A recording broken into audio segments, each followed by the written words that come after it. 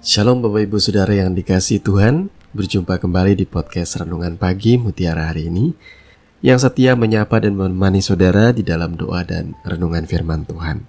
Di kesempatan pagi hari ini, saya mau mengajak saudara semua untuk merenungkan kebenaran firman Tuhan dengan tema Naik ke atas Gunung Kudus Tuhan. Dan nas firman Tuhan terambil dari Mazmur pasal yang ke-24 ayat 3 sampai dengan ayat yang ke-6. Demikian firman Tuhan. Siapakah yang boleh naik ke atas gunung Tuhan? Siapakah yang boleh berdiri di tempatnya yang kudus? Orang yang bersih tangannya dan murni hatinya, yang tidak menyerahkan dirinya kepada penipuan dan yang tidak bersumpah palsu. Dialah yang akan menerima berkat dari Tuhan dan keadilan dari Allah yang menyelamatkan dia. Itulah angkatan orang-orang yang menanyakan dia, yang mencari wajah-Mu ya Allah Yakub. Amin. Bapak Ibu Saudara yang dikasihi oleh Tuhan kita Yesus Kristus, pengajaran kali ini tuh bisa dikatakan sebagai bagian dari pengajaran mengenai intimasi atau hubungan karib dengan Tuhan. Pengajaran ini kedengaran asing, oleh banyak kali mungkin saudara di gereja kurang disampaikan bahwa kita memiliki hak untuk dekat dengan Tuhan, naik ke atas gunung Tuhan dan berdiri di tempat kudusnya. Ini seharusnya menjadi pengajaran pokok yang banyak disampaikan oleh pendeta-pendeta ketimbang financial breakthrough atau terobosan ekonomi. Sebagaimana setiap manusia itu membutuhkan keselamatan akan jiwanya, kita sebagai orang percaya juga membutuhkan Tuhan setiap hari. Karena berada dekat dengan Tuhan, itu akan menyegarkan jiwa kita, akan menguatkan manusia rohani kita. Kita diciptakan serupa dan segambar dengan Tuhan. Bahkan kita diciptakan untuk bersekutu dengan Dia.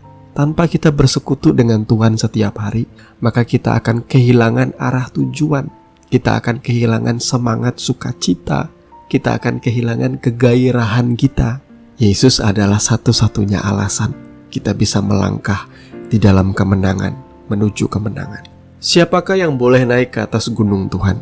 Apakah itu arti gunung Tuhan, saudaraku? Kalau kita sedikit belajar dari kebenaran firman Tuhan, di dalam perjanjian lama, sebelum Tuhan memberikan rancangan pembuatan kemah suci, Tuhan menyatakan dirinya dan firman-Nya serta perintah-perintahnya itu di atas gunung kudus, yakni gunung Sinai, di mana Ia berbicara kepada Musa berhadap-hadapan, dan Ia menyatakan segenap rencananya atas bangsa Israel. Jadi sebelum ada ruang maha kudus, di mana Tuhan menyatakan hadirat-Nya di atas tabut perjanjian, Tuhan banyak kali menyatakan dirinya itu di atas gunung-gunung yang tinggi, yang biasa disebut gunung kudusnya Tuhan. Saya pribadi mengartikan gunung kudus itu adalah tempat di mana Tuhan rindu bersekutu dengan kita, tempat yang tertinggi, terdalam. Kalau dalam kehidupan rohani kita ya, tempat yang tertinggi dan terdalam, tempat kudusnya Tuhan itu ialah saat teduh kita pribadi bersama Tuhan.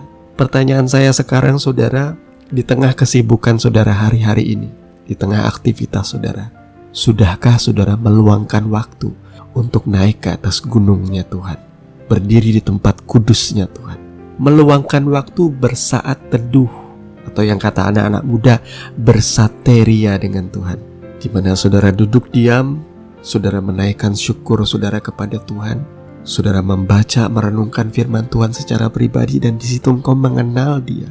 Tuhan juga akan berbicara dan memberikan hikmat kepada saudara. Itulah gunung kudusnya Tuhan. Di dalam perjanjian baru, firman Tuhan juga mengungkapkan kepada kita bahwa suatu kali Yesus membawa beberapa orang murid-Nya naik ke atas gunung, dan disitulah Ia menyatakan kemuliaan-Nya. Bagaimana kemudian Yesus berubah rupanya, wajahnya berkilauan, pakaiannya juga mungkin berubah pada waktu itu. Dan di situ muncul dua tokoh dari perjanjian lama, yakni Musa dan Elia, yang berbicara dengan Yesus. Jadi kita semakin diteguhkan bahwa gunungnya Tuhan atau tempat kudusnya Tuhan itu ialah berbicara tempat private, di mana Tuhan rindu untuk berbicara secara pribadi dengan kita.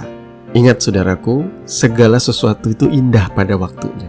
Kalau kita lapar ya makan. Ini juga yang Tuhan nyatakan kepada Maria dan Marta, bahwa Maria mengambil bagian yang terbaik, yaitu kala Yesus berbicara dan mengajar, Maria mengambil bagian duduk dekat kaki Yesus dan mendengarkan suara Tuhan mengajar dia. Beribadah bersama-sama di dalam sebuah persekutuan dan gereja itu baik, saudaraku. Tetapi ingatlah, saudara memiliki hak untuk naik ke gunungnya Tuhan, masuk di dalam sebuah hubungan yang jauh lebih intim, jauh lebih dalam. Ya, ini di dalam ruang doa saudara secara pribadi. Ini hal yang banyak kali dilewatkan oleh orang. Orang berpikir bahwa tempat kudus itu ialah di gereja. Padahal tempat kudus itu ialah di dalam hati saudara, di dalam ruang doa saudara, di dalam tempat saudara bersekutu atau bersaat teduh secara pribadi dengan Tuhan, dimanapun itu. Dan nas firman Tuhan menyatakan di sini, siapa yang boleh naik ke atas gunung Tuhan? Siapa yang boleh berdiri di tempatnya yang kudus? Orang yang bersih tangannya dan murni hatinya, yang tidak menyerahkan diri kepada penipuan dan yang tidak bersumpah palsu. Bersih tangan itu apa sih? Tangan itu mewakili perbuatan tangan, karya. Artinya apa yang kita lakukan. Kalau kita suka melakukan kejahatan, hal-hal yang tidak berkenan di hadapan Tuhan, pekerjaan-pekerjaan kita itu buruk, selalu berkenaan dengan dosa, kita dengan tangan, dengan perbuatan kita menumpahkan darah orang lain, artinya membuat orang menderita, merana, membuat orang kepahitan, kecewa. Saudara tidak akan layak naik ke atas gunungnya Tuhan. Apalagi kalau saudara tidak murni hatinya, tidak akan bakalan saudara bisa masuk ke dalam ruang maha kudus atau ke tempat kudusnya Allah. Yang ada ialah saudara duduk sebentar berdoa, membaca kitab suci, saudara pasti akan mengantuk. Saudara mulai jenuh, saudara mulai bosan, karena saudara tidak merindukan Tuhan di dalam hati saudara. Solusinya ialah bertobat. Saudara yang melakukan kejahatan bertobat, minta ampun kepada Tuhan. Saya percaya kuasa darah Yesus melayakkan saudara untuk datang menghadap ke tahta kudusnya Tuhan. Apakah kita perlu melatih tubuh kita beribadah? Perlu. Karena tubuh kita ini, jiwa kita ini senang sesuatu yang menyukakan hati. Kita suka nongkrong, ngobrol sama teman-teman, bersenda gurau. Kita suka jalan-jalan, kita suka liburan, kita suka nonton ke bioskop, ikut konser musik. Kemudian kita suka nonton drama Korea. Tapi kalau kita duduk diam dekat Tuhan, kita bosan. Itulah sebabnya Rasul Paulus berkata, latihlah dirimu beribadah. Apa yang saudara perlu latih dalam ibadah itu?